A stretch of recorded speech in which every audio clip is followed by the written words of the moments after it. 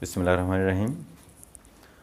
Dear students, today I will take class on transformation, and this is the last class of transformation. Today I will discuss about affirmative into negative. So I have already taken class on simple complex compound, and after finishing affirmative into negative, I think this part will finish. So let's start the class.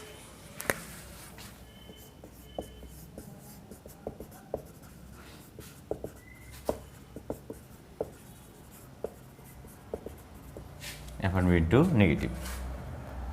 So affirmative into negative করতে হলে আমাদের যা লাগবে সেটা হলো যেহেতু transformation of sentence, এটাকে আমাদের মনে রাখতে হবে যে সেন্টেন্স পরিবর্তন হবে কিন্তু অর্থের একই থাকবে। সো এই ক্ষেত্রে আমাদের স্পেসিফিক কিছু রুলস আছে, এগুলো আমাদের ফলো করতে হবে। রুল নাম্বার 1 দেখো, 1 নম্বর রুলে আমরা দেখব, যদি অ্যাফার্মেটিভ সেন্টেন্সে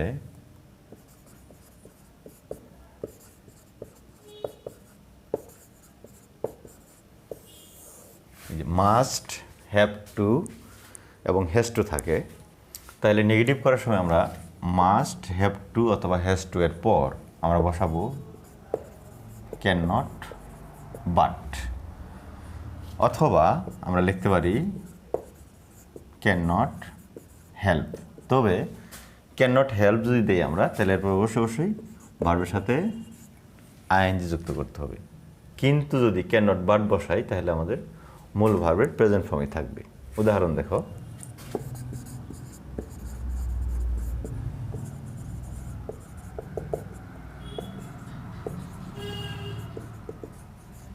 তাহলে we must submit to destiny. তাহলে এটা যখন নেগেটিভ করবো তখন এভাবে করতে পারি, তাহলে we can not but submit to destiny. অথবা আমরা এটাকে এভাবে লিখতে পারি, we can not help submitting two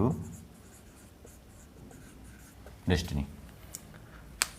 লক্ষ্য করো, তাহলে মাস্টের পরিবর্তে আমরা ক্যান নট বাট লিখতে পারি, তাহলে সাবমিট হবে, কিন্তু আমরা যদি ক্যান নট হেল্প লিখি তাহলে সাবমিটিং হবে। আশা করি বুঝতে পারছো। আচ্ছা, এরপরে দেখো, যদি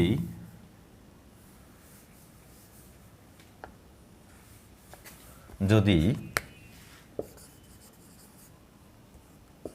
2 নম্বর নিয়ম, যদি হ্যাড টু থাকে, কি থাকে, হ্যাড টু যদি থাকে, তাহলে আমরা এই ক্ষেত্রে বসাবো কুড নট বাট অথবা কুড নট হেল্প প্লাস ভার্বের সাথে আইএনজি, একই নিয়ম।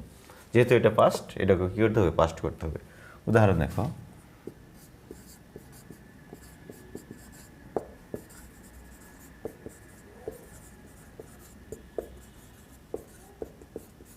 ধরে রাখো একটা সেন্টেন্স আছে যে Priyoti had to pay the বিল। আমরা যখন নেগেটিভ করব তখন কী লিখবো আমরা, প্রিয়তি, তাহলে could not but pay the বিল। অথবা আমরা কী লিখবো, Priyoti could not help paying the বিল, অর্থাৎ তখন কী হবে, ভার্বের সাথে আইএনজি যুক্ত হবে। আচ্ছা,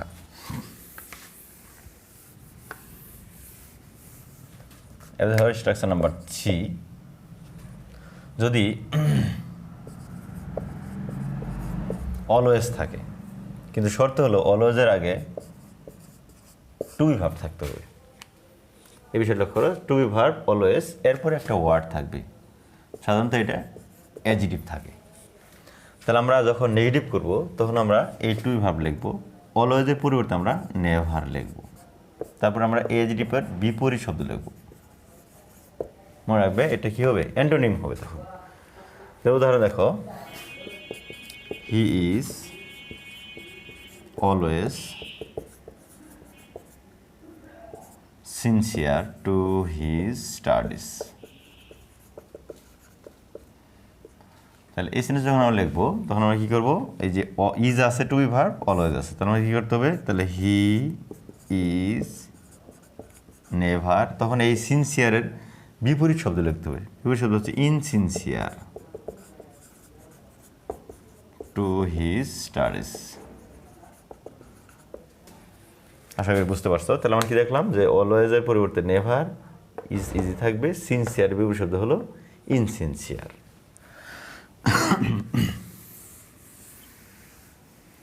আচ্ছা, এরপরে আরেকটা কথা বলি, নাম্বার 4।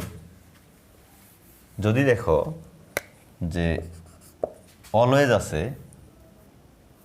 এরপরে ভার্ব আছে, মেইন ভার্ব, এখানে টুই ভার্ব নেই, অক্সিলারি ভার্ব নেই, অর্থাৎ মূল ভার্ব বসছে, তখন আমাদের কী করতে হবে? অলওয়েজের পরিবর্তে নেভার প্লাস এই ভার্বের বিপরীত শব্দ লিখতে হবে,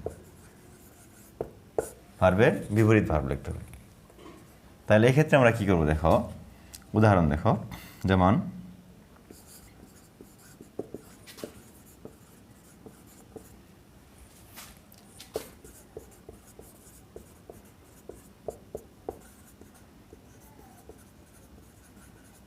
তাহলে অশ্বিন অলওয়েজ প্রিপেয়ার্স হার লেসন্স।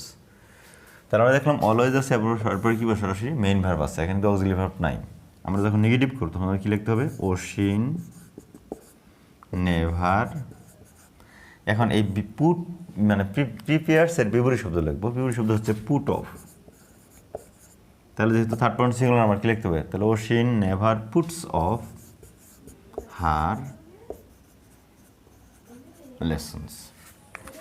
আশা করি বুঝতে পারছো, একটু ভালো করে দেখো। তো অশ্বিন অলওয়েজের পরিবর্তে নেভার, এই ভার্বের বিপরীত শব্দ হচ্ছে পুটস অফ, লিখলাম পুটস অফ হার লেসন। আচ্ছা, এরপরে যদি আমরা দেখি নাম্বার 5,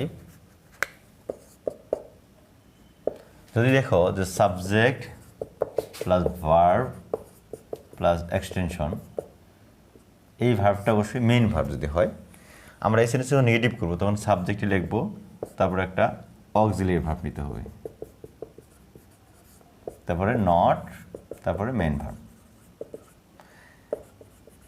তখন এই মেইন ভার্বের বিপরীত ফর্ম লিখতে হবে,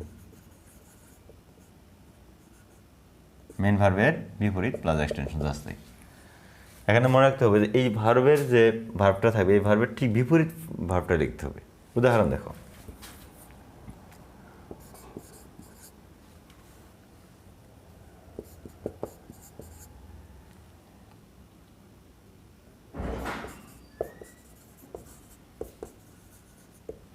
তাহলে হয়তো we like to take T.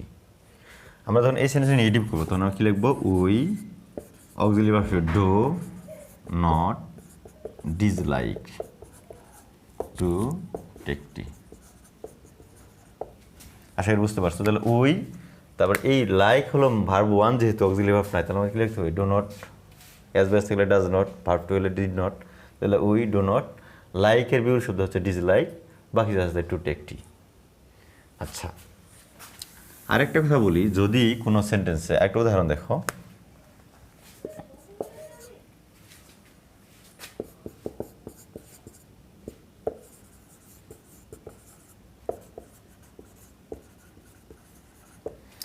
Then he likes coffee very much. এই ক্ষেত্রে আমরা যা করবো, তাহলে হি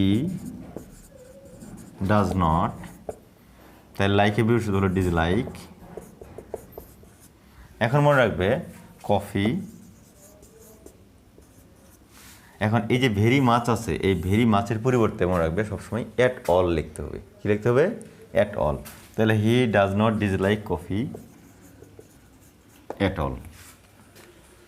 বিষয়টা মাথায় রাখো, ভেরি অথবা ভেরি মাছ থাকলে পরিবর্তে কী লিখতে হয়? অ্যাট অল লিখতে হয় নেগেটিভ করার সময়। তাহলে he does not dislike coffee at all. আচ্ছা,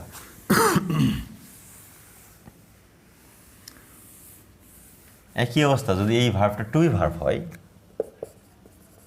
তাহলে এই টুই ভার্ব থাকবে, এরপরে নট বসবে, তারপরে এই শব্দটা বিপরীত শব্দ বসবে, এরপরের শব্দটা এর বিপরীত হবে। যেমন উদাহরণ দেখো,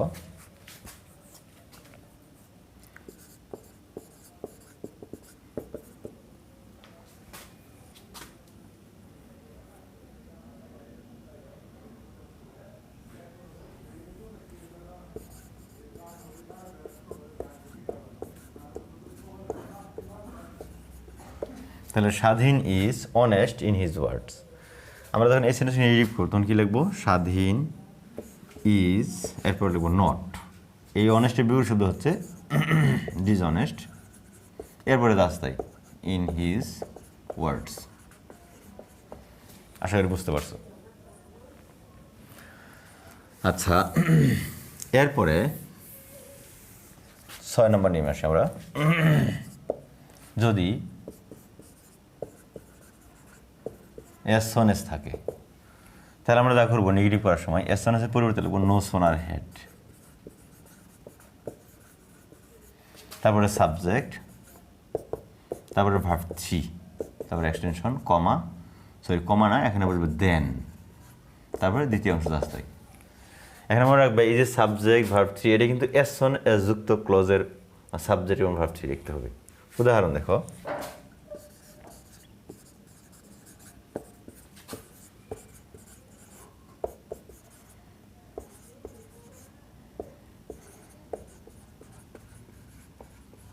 তাহলে এরকম দেওয়া আছে as soon as I saw the boy he ran away। এখানে কিন্তু স ভার্ব টু আছে।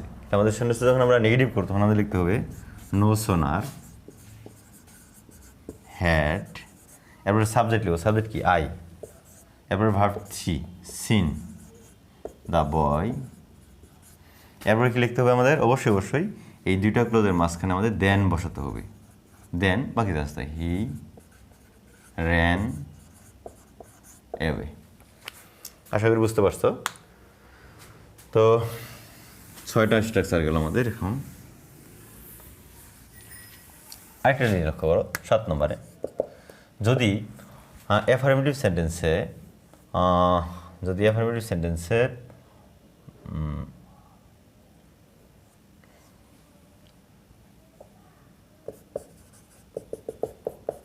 ঠো ডট টু থাকে, এই ক্ষেত্রে আমরা কমপ্লেক্স যে নিয়মে করছিলাম ঠিক সেই নিয়মেই আমাদের নেগেটিভ করতে হবে। অর্থাৎ এক্ষেত্রে আমরা যা করবো, এদিকে জাস্ট তাই লিখবো, ঠো এর জায়গায় লিখবো সো, এদিকে জাস্ট তাই লিখবো, টু এর জায়গায় লিখবো দ্যাট।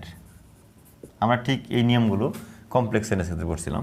দ্যাট, এরপরে অবশ্যই কী লিখতে হবে? সাবজেক্ট লিখতে হবে, তারপরে ক্যান নট অথবা কুড নট, তারপরে ভার্ব ওয়ান থেকে বাকি অংশ বসবে।